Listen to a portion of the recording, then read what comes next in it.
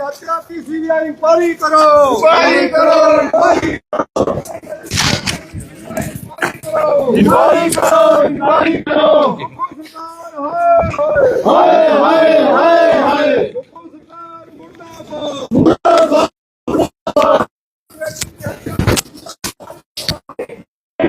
Inquiry करो।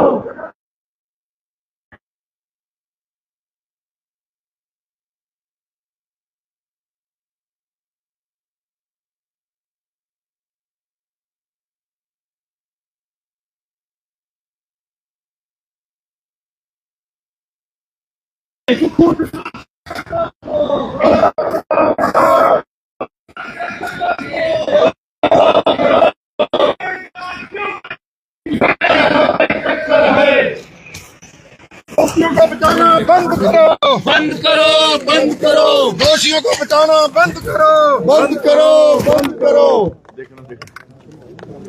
सुखो सरकार हाय हाय हाय हाय हाय हाय, सुखो सरकार मुर्दाबाद, मुर्दाबाद, मुर्दाबाद। सर, किया है इंजीनियर विमल नेगी की मौत मामले में क्या कहना चाहते हैं? क्या सीबीआई जांच की मांग कर रहे हैं? क्या है? आज विधानसभा में नियम 67 के अंतर्गत हमने नोटिस दिया था कि सारी विधानसभा की कार्यवाही को स्थगित करके चीफ इंजीनियर विमल नेगी की जो दुखद मृत्यु हुई है, उनकी डेड बॉडी रिकवर हुई है और उस पर बहुत सारे प्रश्न चिन्ह हैं कि वो हत्या है, आत्महत्या है, परिवार के लोग भी उठा रहे हैं और उनके साथ जो कर्मचारी अधिकारी जो काम करते थे उन्होंने भी उठाए हैं।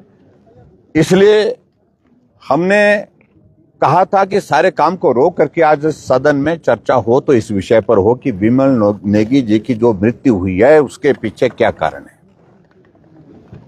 लेकिन हैरानी हुई जब नोटिस पर स्पीकर साहब ने कहा कि चर्चा नहीं हो पाएगी, अगर मुख्यमंत्री जी ने कुछ कहना है तो वो कह सकते हैं, लेकिन मुख्यमंत्री जी ने बैठे बैठे इशारा किया कि मुझे कुछ नहीं कहना है।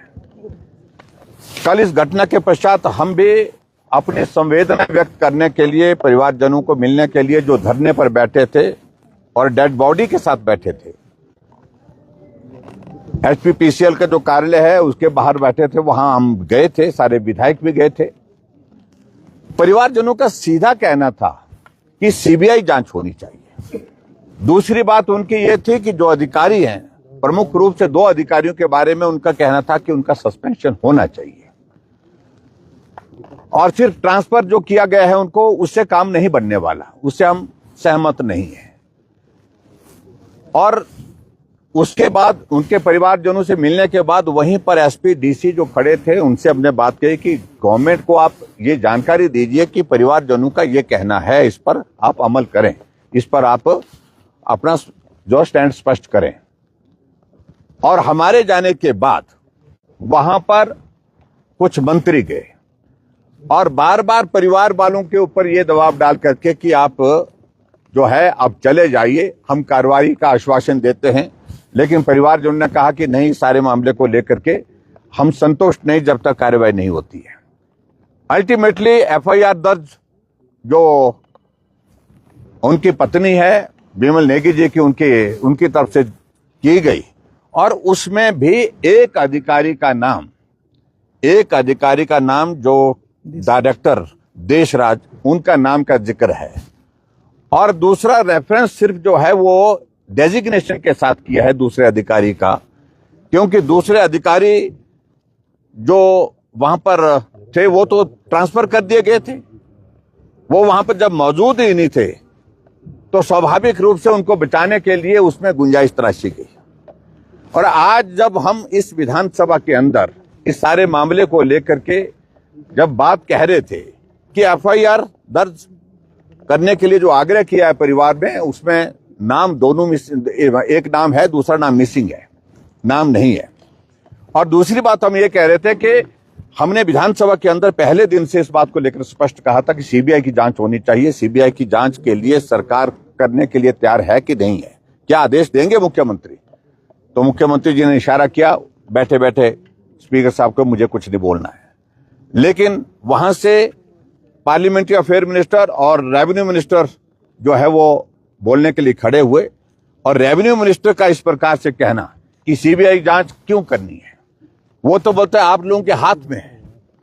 सीबीआई को कह रहे हैं जो देश की सबसे बड़ी इन्वेस्टिगेटिंग एजेंसी है उसको कह रहे हैं कि वो आपके हाथ में है। मैं समझता हूं ये बहुत दुर्भाग्यपूर्ण है। इन्वेस्टिगेशन के लिए जो परिवार के लोगों ने मांग की है, उन्होंने कहा कि फिर इन्वेस्टिगेशन तभी संभव हो पाएगी जब सीबीआई की जांच इसमें होगी, और हमने इस बात को लेकर विधानसभा के अंदर पहले भी कहा है।